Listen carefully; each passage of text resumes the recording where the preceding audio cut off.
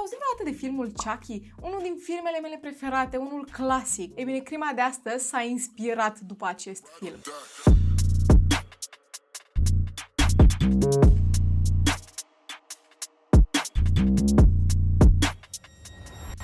Salutare, fan Crime, azi zi de traumă, eu sunt Ceci și astăzi vorbim despre un caz care efectiv mi-a rupt sufletul în două și spunând toate lucrurile astea, puneți mâncarea aia deoparte, nu se merită. Dar totuși poftă bună dacă ești subscriber. Cazul de astăzi este comparat cu cazul Junko Furuta și Sylvia Likens. Atât de grav este. Deci dacă ăsta este primul caz pe care îl vedeți de la mine de pe canal, țineți-vă bine că nu știți ce urmează. Astăzi vorbim despre Suzanne Capper, care s-a născut pe 27 octombrie 1976 în Manchester, UK. Da, ne ducem în UK astăzi. Încă de când era mică, situația ei de acasă era extrem de toxică. Tatăl ei nu a vrut să aibă niciodată nimic de a face cu această fată, iar mama ei s-a recăsătorit cu un alt bărbat care era extrem de toxic și abuziv. Pe lângă toate lucrurile astea, Suzanne a crescut fiind o fată foarte politicoasă, avea destui de mulți prieteni și se înțelegea cu toată lumea. Pentru că acasă nu primea absolut deloc iubire și atenție. Scopul ei în viață era să găsească oameni, să fie înconjurată de oameni care îi oferă iubire și atenție. Când Suzana noastră avea doar vârsta de 14 ani, mama ei se decide să plece de acasă, să îl părăsească pe soțul ei. Și da, pleacă, o lasă pe Suzanne, avea și o soră mai mică, numele ei Michelle. Le lasă pe Suzanne și pe Michelle în grija tatălui Vitreg, care, țin să vă reamintesc, era abuziv. Din această cauză, cele două mergeau și umblau și dormeau pe unde apucau. Se duceau să o viziteze pe mama lor și dormeau pe unde, Doamne iartă-mă, știe unde era ea. Se duceau la vecini să doarmă. La un moment dat au fost luate de serviciile sociale și după aduse înapoi acasă la tatăl lor Vitreg. Pentru următorii 2 ani, până la vârsta de 16 ani, Suzanne a încetat să mai meargă la școală, tocmai pentru că nu avea o situație stabilă acasă. Ajungem în anul 1982 și Suzanne începe să petreacă din ce în ce mai mult timp acasă la această femeie de 25 de ani pe nume Jean Powell. Jean locuia foarte aproape de casa lor și avea 3 urmași mai mici. Iar în trecut, Suzanne avea grijă de acești 3 urmași, era dădaca lor și astfel Suzanne ajungea să stea cât mai mult la Jean acasă. Suzanne o vedea pe Jean ca pe propria mamă, pentru că Gina noastră, nu vă gândiți că era o femeie foarte bună la suflet și o primea pe Suzanne la ea acasă? Nu! Încerca să o manipuleze ca să aibă grijă de cei 3 mici pe care îi avea acasă și pe lângă lucrul ăsta să îi facă curățenie, să aibă grijă de casă și practic să aibă o menajeră și o dădacă pe gratis. Tot ceea ce voia Suzanne la schimb era afecțiunea pe care o putea oferi și prietenia ei. Un alt lucru despre casa lui Jean este că era efectiv un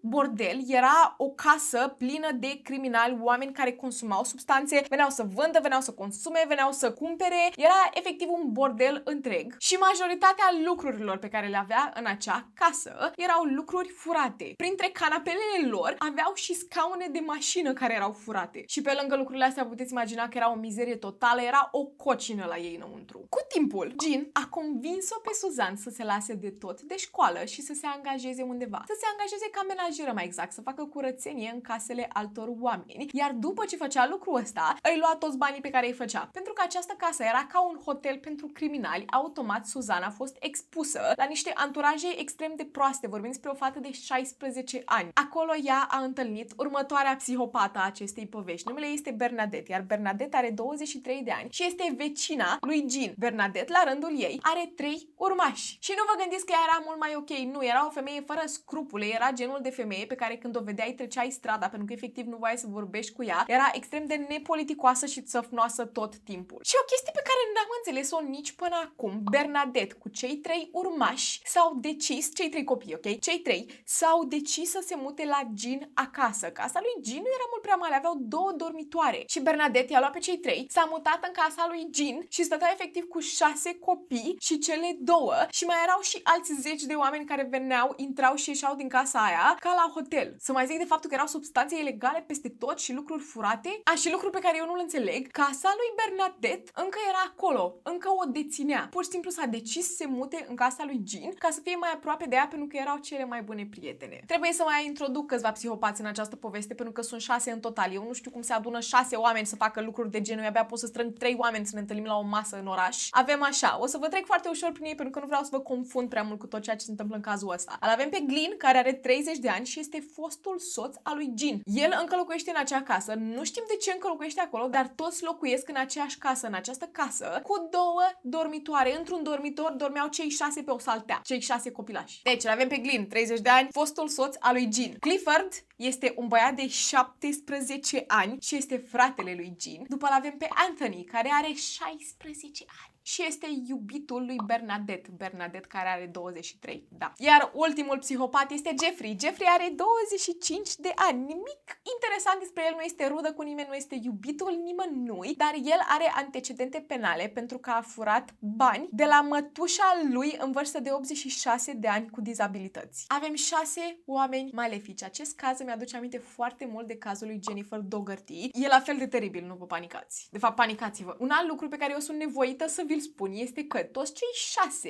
împărțeau iubiții între ei. Fostul soț al lui Jean întreținea relații cu Bernadette, iubitul lui Bernadette de 16 ani întreținea relații cu Jean, fratele ei cu Bernadette și făceau schimb între ei de parteneri de pat. Și Suzanne locuia în casă cu toți acești oameni în acest apartament de 2 camere extrem de jegos, dar Suzanne nu voia nimic la schimb, nu voia bani, nu voia absolut nimic, voia doar afecțiune, voia să se simtă ca la ea acasă, voia să simtă că e înconjurată de oameni care îi oferă puțină afecțiune, puțină atenție. Până în momentul în care Bernadette s-a mutat în această casă, Suzanne a fost folosită de Jean, a fost folosită pe post de menajeră, de dacă știți voi. Dar din momentul în care Bernadette s-a mutat în această casă, s-a dus de la folosirea acestei fete de 16 ani la abuz fizic și psihic. Din momentul în care Bernadette s-a mutat aici, Suzanne, bineînțeles că era responsabilă de 6 copii, nu 3 în momentul ăsta, și de fiecare dată când se întâmpla ceva în casă, dacă cumva unul din cei mici ajungea să fie bolnav, e vina lui Suzanne că n-a avut grijă de el. Dacă cumva ceva dispare din acea casă, care țin să vă reamintesc, zeci de criminali intră și ies din acea casă, e vina lui Suzanne. Și de fiecare dată când e vina lui Suzanne, care era cel puțin o dată pe zi, bineînțeles că venea bătută și folosită ca sac de box. Ea avea constant pe corp zeci de leziuni, era vânătă din cap până în picioare, dar tot ce voia în schimb era puțină afecțiune. Și motivul pentru care ea a stat acolo câteva săptămâni bune, oameni buni, câteva săptămâni bune, nu era constrânsă să stea acolo, pur și simplu stătea acolo pentru că se uita la Jean, vedea această femeie și o vedea ca pe propria ei mamă. Pentru că mama e biologică,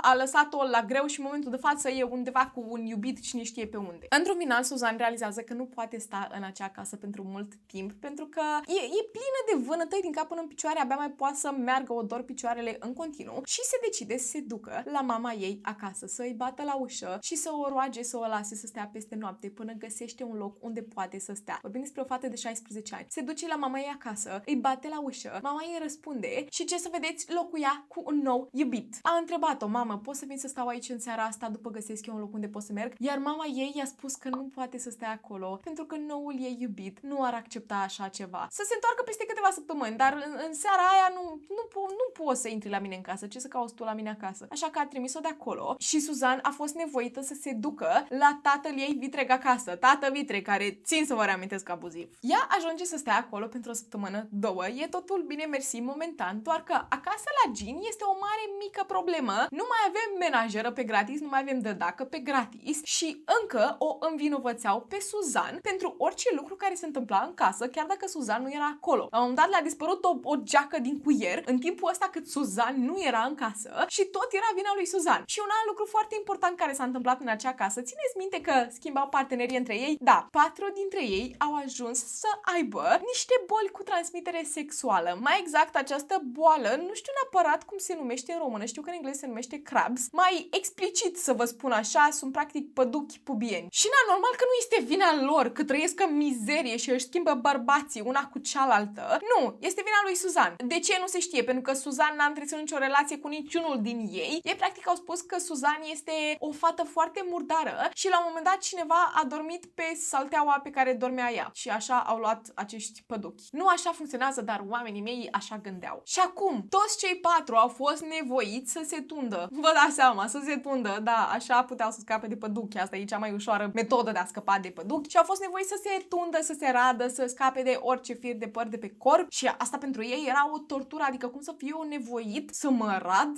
Este teribil ceea ce se întâmplă. Trebuie să ne răzbunăm pe Suzanne. Este complet vina ei. Și ce fac? Ajungem pe 7 decembrie, la câteva săptămâni după ce Suzanne a plecat din casa lor. 7 decembrie 1992. Jean și Bernadette se duc acasă la tatăl vitreg al lui Suzanne, unde se afla și Suzanne, bineînțeles. Ele o văd pe săraca fată și îi spun că acasă la Jean este un băiat care are un crush pe ea și voia să o întâlnească. Și aceste două persoane malefice știau că Suzanne nu are n-ai cum să reziste, pentru că ea întotdeauna căuta validare, căuta afecțiune, căuta oameni care să o înconjoare, să îi arate această afecțiune. Și avem un băiat care o așteaptă în cealaltă casă ca să-i ofere această afecțiune. Da, sigur, vin. În momentul în care Suzanne intră pe ușa casei lui Jean, este luată din stânga și în dreapta de Glynn și Anthony și este dusă direct în bucătărie, unde primul lucru care se întâmplă este să ia niște foarfece, să ia niște aparate de ras și să o radă din cap până în picioare. Cheală în cap, pe mâini, pe picioare, zona intimă, efectiv au dezbrăcat-o complet și au denigrat-o, pentru că trebuiau să-i răzbune pe ea, pentru că și ei la rândul lor au fost nevoiți să se tundă și să se radă. După ce s-au asigurat că au umilit-o complet, au pus-o să își curețe singură firele de păr de pe jos, să le pună frumos la gunoi și practic să facă curățenie. După toată treaba asta, i-au pus o pungă pe cap, au legat-o bine de tot și au folosit-o pe post de sac de box. Toți cei 6 făceau cu rândul să vadă care poate să o facă să sufere mai tare. Râdeau, se distrau, cât săraca fată era pe jos, plină de răni. Înainte ca această fată să rămână inconștientă, cei 6 au reușit să-i dizloce umărul. Și ea nu și-a putut folosi mâna dreaptă pentru următoarele zile. După ce au văzut că nu au mai putut trezi-o pe Suzanne, au aruncat-o în dulapul de sub scări. A doua zi dimineața, Suzanne s-a trezit și bineînțeles că nu putea să își miște mâna absolut deloc. Era ca și cum era moartă, lipită de ea. Era plină de rând din cap până în picioare, dezbrăcată, fără păr, plină de vânătăi, vă dați seama. A început să plângă și să țipe, pentru că s-a trezit în acest dulap întuneric total sub scări. Și ăsta este momentul în care Jean s-a enervat și și-a dat seama că îi deranjează cei 6 copii. Da, țin să vă reamintesc, acei 6 încă erau în casă când toate lucrurile astea se întâmplau. Ce credeți că aveau de gând să facă? Să nu mai fie deranjați de strigătul acestei femei care este închisă sub scări? Ei bine, Bernadette a venit cu ideea minunată să o ducă la ea acasă. Țineți minte că Bernadette avea casa fix lângă, care era complet goală și ei stăteau ca sardinele în casa asta? Da, Bernadette și-a luat numele de lider al acestei turme de oi, au luat-o pe Suzanne și au dus-o frumos în casa ei, au pus-o în această cameră unde se afla un schelet de pat. Și nu cumva ca acest schelet de pat să fie confortabil, l-au întors cu fundul în sus să se asigure că e și mai inconfortabil decât era până acum. Au legat-o de mâini cu cabluri de fiecare colț al patului, i-au băgat în gură cârpe, au legat-o la ochi și pentru următoarele zile ea avea să fie ținută fără apă, fără mâncare, fără să aibă dreptul să meargă la baie. Un lucru foarte important la acest caz, Bernadette, care era liderul acestei turme, ea era foarte intrigată de filmul Chucky. Și de fiecare dată când ea venea la Suzanne ca să-i facă ziua un calvar, să-i facă tot restul vieții un calvar, intra pe ușă și spunea următoarele cuvinte. Bună, sunt Chucky. Vrei să ne jucăm? Exact la fel cum făcea Chucky în film. Și de fiecare dată când Suzanne auzea aceste cuvinte, începea să țipe foarte isterică pentru că știa ce urmează. Să vă spun mai în detaliat ce urmează. Oamenii mei făceau cu rândul sau veneau toți odată. Haideți să ne distrăm. Haideți în casa lui Bernadette să ne ducem să vedem ce face Suzanne. Pe lângă faptul că era folosită ca sac de box. Asta era de la sine înțeles, nu? Oamenii mei stingeau țigările pe ea. Era arsă din cap până în picioare. Și de fiecare dată când o vedeau că începe să-și piardă cunoștința, o injectau cu diferite substanțe ilegale să o facă să stea trează pe parcursul acestor pedepse, pe parcursul acestor bătăi. Nu cumva să adoarmă, nu cumva să leșine, ea trebuie să fie prezentă la toate lucrurile astea, pentru că ce rost mai are să stăm și să o denigrăm și să îi facem toate lucrurile astea dacă ea nu este trează să le simtă. Și acum un alt lucru teribil, ok, pe lângă tortura fizică pe care o făceau asupra acestei fete de 16 ani care nu a făcut absolut nimic greșit, era tortura psihică. Și aia fiind, de fiecare dată când oamenii mei plecau de acolo nopți întregi, ok, îi puneau niște căști pe urechi lui Suzanne și la maxim asculta aceeași piesă pe repeat, la maxim în căști, exact aceeași piesă pe repeat. Și această piesă este anume o piesă făcută cu bucăți din filmul Chucky. Piesa se numește Hi, I'm Chucky, Wanna Play. O să vă las o mică secvență aici de la această melodie. Este o melodie teribilă, dar cât ascultați această secvență, vă rog frumos să vă gândiți la faptul că ea era în continuu sub influența acestor substanțe care făceau această melodie mult mai intensă decât este ea deja, la volum maxim și în căști ore bune în șir. Hi, I'm Chucky. Wanna play?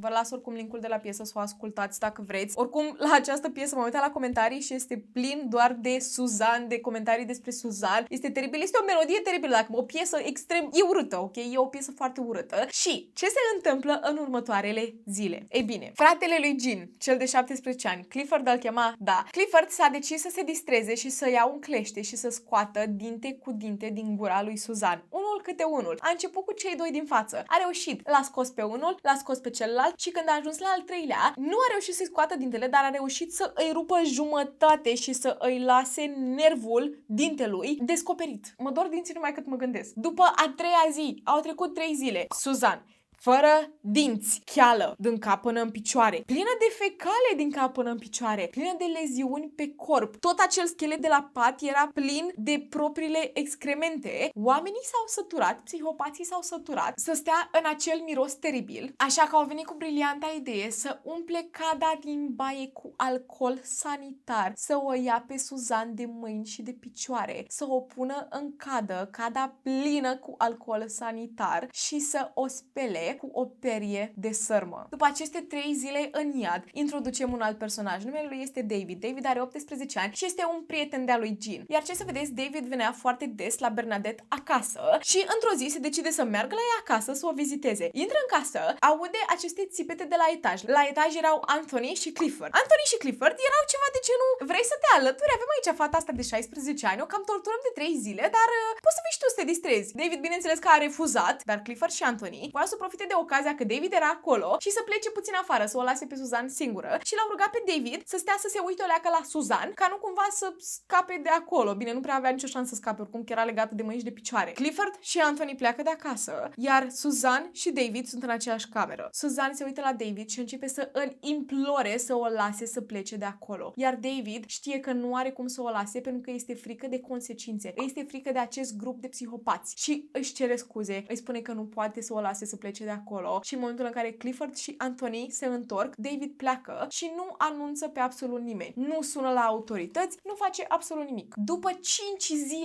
zile în care Suzan este legată de acest pat, torturată în cele mai teribile moduri, Michelle, sora ei mai mică, începe să devină îngrijorată. Nu o găsește pe această fată, știe că este acasă la Jean, dar nu răspunde la telefon, nu a dat niciun semn de viață, așa că se decide să se ducă acasă la Jean să o caute pe Suzan. În momentul în care Jean îi spune că nu a văzut-o pe Suzan absolut deloc, nici măcar nu a venit la ea acasă, Michelle îi spune că are de gând să se ducă la poliție și să o dea dispărută. Bine, să ducă la tatăl ei Vitrek și tatăl ei Vitrek să se ducă să o dea dispărută, pentru că nu știm unde este Suzan. A dispărut de pe fața pământului, este o fată de 16 ani, cineva ar trebui să aibă responsabilitatea acestei fete, dar nu are absolut nimeni și ăsta este momentul în care Jean are un morcov în fund, pentru că cum să se ducă la poliție? Automat că poliția este alertată, apoi de gând să vină la ea acasă, după care se ducă la Bernadette și să o descopere pe Suzan și așa că ei trebuiau să găsească o soluție. Aveau două opțiuni: să o lase pe Suzan să plece sau să o lase fără suflare, să scape de ea. Și puteți să ghiciți care este opțiunea pe care au ales-o într-un final? O adunare de grup între cei 6. Ce facem, oameni buni? Cum putem să scăpăm de această fată? Nu știu, o strângem de gât, o găurim, luăm un obiect ascuțit. Nu! Haideți să găsim cel mai teribil mod prin care poți să lași o persoană fără suflare și mai exact să îi dăm foc. Așa cum e ea, cu 10 de leziuni pe corp. Trebuie să înțelegeți că în punctul ăsta, pentru că ea a făcut acea baie cu perea de sărmă și cu alcool sanitar, bucăți de piele cădeau de pe ea. Avea foarte multe petici pe corp în care se vedea carnea de sub piele. 14 decembrie 1992, la 5 zile în iad pentru această fată,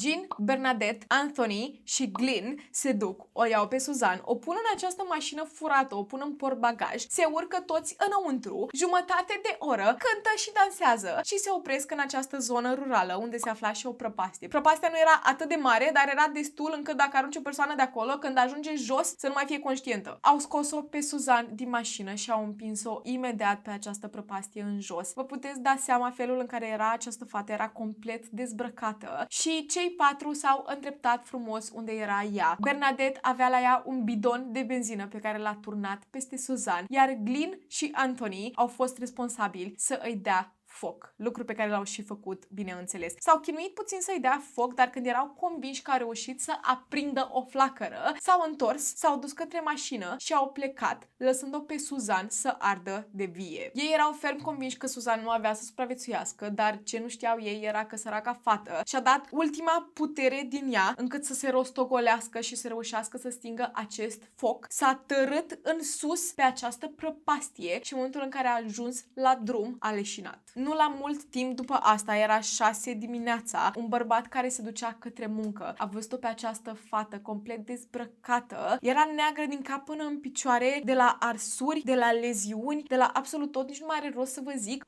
80% din corpul ei era ars. A fost luată pe sus de acest bărbat și dusă către o casă din apropiere ca să găsească ajutor. Acolo se afla un cuplu și cei trei erau efectiv șocați de ceea ce aveau în față. Bineînțeles că au sunat la ambulanță și au spus că în momentul în care au văzut-o, fata asta era deshidratată, nu băuse apă de 5 zile, au reușit să-i toarne un pahar cu apă și Suzan nu era nici în stare să țină acest pahar cu apă în mână. Cu toate astea, ea încă le mulțumea acestor oameni că au ajutat-o și era extrem de politicoasă. Ajunsă la spital, părinții ei au venit să o identifice și gândiți-vă că nu au putut să o identifice pentru că arăta atât de groaznic. Ea în momentul ăsta era leșinată, nu era conștientă și au trebuit să o identifice cu amprenta de la degetul mare, singura amprentă care mai exista pe mâna ei. Toate celelalte erau arse. Într-un final s-a trezit și era înconjurată de ofițeri de poliție și le-a povestit detaliu cu detaliu. Este o minune, știu, pare imposibil că această fată în această stare deplorabilă, 80% arsă pe tot corpul, a reușit să se ridice din acea prăpastie, să ajungă la drum, să ajungă la spital, să vorbească cu autorități, dar în același timp trebuie să înțelegeți că asta era adrenalină. Era adrenalină care a lăsat-o să stea conștientă tot timpul ăsta, adrenalină care a lăsat-o să vorbească cu autoritățile, să povestească absolut tot și în momentul în care s-a oprit din vorbit cu aceste autorități, toată această adrenalină s-a dus pentru că se simțea în siguranță, iar Suzan a intrat într-o comă. Bineînțeles că ofițerii de poliție se duc direct la Jean acasă, unde îi găsesc pe cei 6 celebrând, ascultând muzică, beau alcool, era totul bine și frumos. Bernadette și Jean nici măcar nu s-au schimbat de haine. Și faza era că toți cei 6 erau șocați că autoritățile se află acolo pentru că Suzan e lăsată fără suflare într-o prăpastie arsă toată. De unde până unde deduceți voi că noi suntem ăia vinovați? Bineînțeles că în timpul arestului la fel glumeau și râdeau și negau absolut tot. Ei nu înțelegeau de ce erau arestați pentru că n-au făcut absolut nimic și bineînțeles că ajung și în casa lui Bernadette, unde găsesc dovadă cu dovadă. Găsesc părul ei, găsesc acest schelet de pat. Găsesc până și cei 2 dinți care au fost scoși afară de Clifford și pe care i-a ținut ca trofeu. Nu au recunoscut absolut nimic, dar într-un final Anthony, cel de 16 ani, a fost pus sub presiune atât de mult încât a ciripit absolut tot. Și la 4 zile după arest, după ce Suzan a stat în comă, s-a luptat să supraviețuiască, toate organele ei au cedat unul câte unul și într-un final și-a dat ultima suflare pe 18 decembrie 1992. Este extrem de trist că această fată nu a supraviețuit, dar în același timp este foarte fascinant cum corpul uman a lăsat-o să stea în viață atâta timp ca să se asigure că cei 6 ajung după gratii. Și ăsta este momentul în care cei 6 pot fi acuzați de ucidere. Bineînțeles că la proces toți cei 6 s-au întors unul împotriva celuilalt. Nu avea nimeni să-și asume această vină. Jean, Bernadette, Glynn și Anthony, cei care erau în mașină, au fost găsiți vinovați complet pentru tot ceea ce s-a întâmplat, pentru ucidere, pentru abuz, pentru răpire, iar ceilalți 2, Clifford și Jeffrey, nu au fost găsiți vinovați pentru omor, dar au fost găsiți vinovați pentru restul acuzațiilor. Ajungem la sentințe. Asta cred că e cea mai frustrantă parte în tot cazul ăsta. Jean, Bernadette și Glynn au primit închisoare pe viață cu posibilitatea de eliberare condiționată după 25 de ani. Anthony, care era la fel în mașină, dar avea 16 ani, avea sub 18, a primit la fel închisoare pe viață, dar cu posibilitatea de eliberare condiționată după 18 ani. Deci, practic, toți cei 4 au primit închisoare pe viață. Posibilitate de eliberare după 18 și 25 de ani. Da? Am înțeles cu toții. Clifford a primit 15 ani, Jeffrey a primit 12 ani. Cei 2 nu au fost găsiți vinovați pentru omor. Asta a fost în 1993. În 2014, la 21 de ani după tragedie, Bernadette a fost eliberată pe bună purtare. Țin să vă spun că Bernadette în închisoare s-a împrietenit cu Rose West. Da, Rose West, care a îngropat 12 cadavre în propria curte, printre care și fiica ei. După ce Bernadette a fost eliberată în 2014, a primit o identitate nouă. Nu era minimum, nu era eliberare condiționată după 25 de ani. De ce ești eliberată după 21 de ani? Jeffrey a fost eliberat doar după 5 ani. Clifford a fost eliberat după 8 ani. Da, toți sunt liberi. Glynn, Jean și Anthony au fost eliberați eliberați în 2023 după 30 de ani după gratii. Sunt toți liberi. În 2025 sunt toți liberi, da. Ați auzit foarte bine. Atât am avut de zis. Atât am avut de zis. Sunt tare curioasă dacă știați deja de acest caz, dacă știați și a stat aici doar pentru mine. Vă iubesc din suflet, mulțumesc tare, tare mult. Eu am fost Ceci. Acesta a fost un caz extrem, extrem de frustrant. Nu mai am nimic de adăugat. Îmi pare rău. Trebuie să plec. Nu mai vreau să stau aici. Eu am fost Ceci. Acesta a fost cazul lui Suzanne Capper, iar până trauma viitoare, stay safe. Mă dor dinții când mă gândesc la cazul ăsta.